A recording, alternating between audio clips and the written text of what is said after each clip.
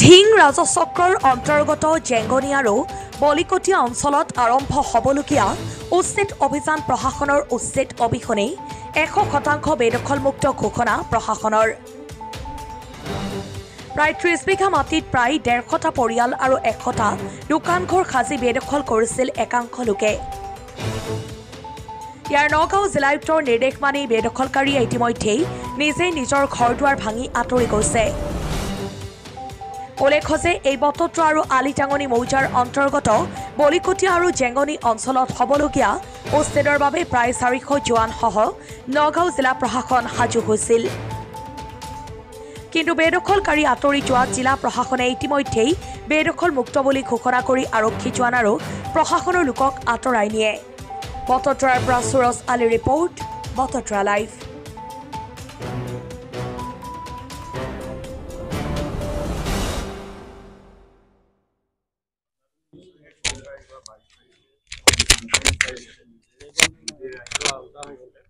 উপস্থিত হৈ তেওঁ ৰাইজক আহ্বান জনাইছিলে যিসকল বেদখলকাৰী আছে তেওঁলোকে যাতে ইয়াৰ পৰা নিজে নিজে গুচি যায়।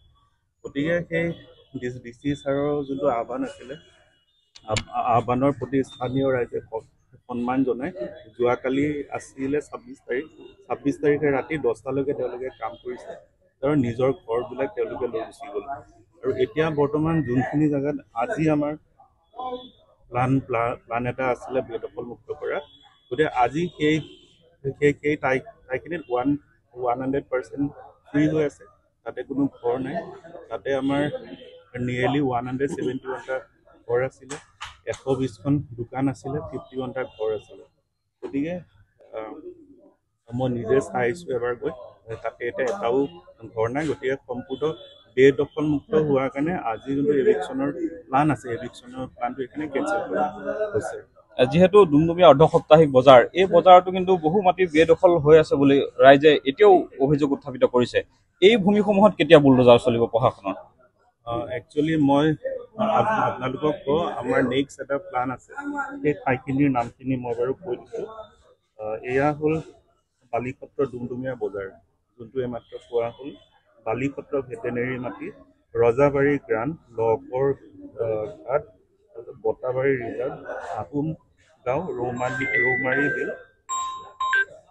ৰৌমাৰী বিলত ইতিমধ্যে আমি জুলাই মাহৰ 25 তাৰিখে নটিচ দিয়া হৈছে।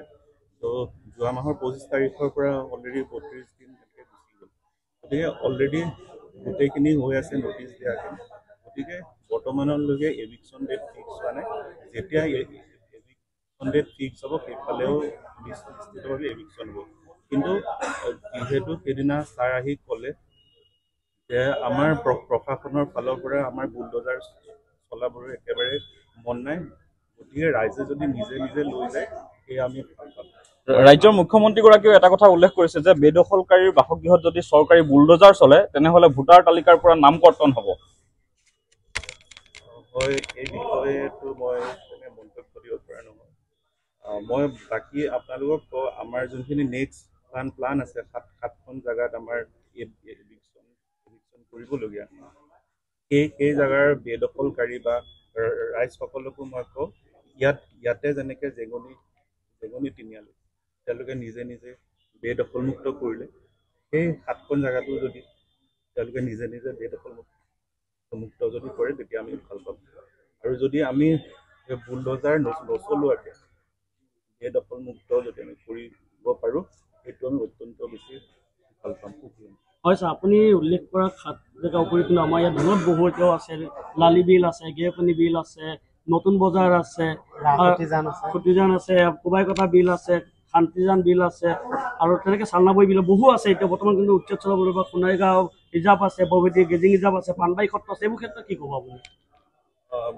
বাকীকেইটাৰ বিষয়ে বিশেষকৈ গেৰেপানী বিলৰ ক্ষেত্ৰত আমাৰ এটা নিজৰে ছাৰ্ভে হৈ আছে। ছাৰ্ভে কৰি আমি ৰিপৰ্ট দিছোঁ। কিন্তু ঢিং অঞ্চলত আৰ্টিফিচিয়েল ফ্লাডৰ সৃষ্টি হয়, বিশেষকৈ গেৰেপানী বিলত বেদখলৰ কাৰণে হৈ আছে। গতিকে তাৰ কাৰণে আমাৰ এটা ছাৰ্ভে চলি আছে। ছাৰ্ভেটোৰ পিছত নিশ্চয় বেদখল। বিশেষকৈ ক'ব গ'লে পাণবাৰী সত্ৰ, যি সত্ৰ নাম কিন্তু সোণাৰী আখৰে জিকি আছে, কিন্তু তাত কিন্তু কোনো চিনমকামনা তাত ড্ৰাগছৰ বেহা বহিছে, ভাটা অবৈধ ভাটা বহিছে, তাত পানবাৰী গেজিং ৰিজাৰ্ভ আছে। এই ক্ষেত্ৰত কি হ'ব আপুনি?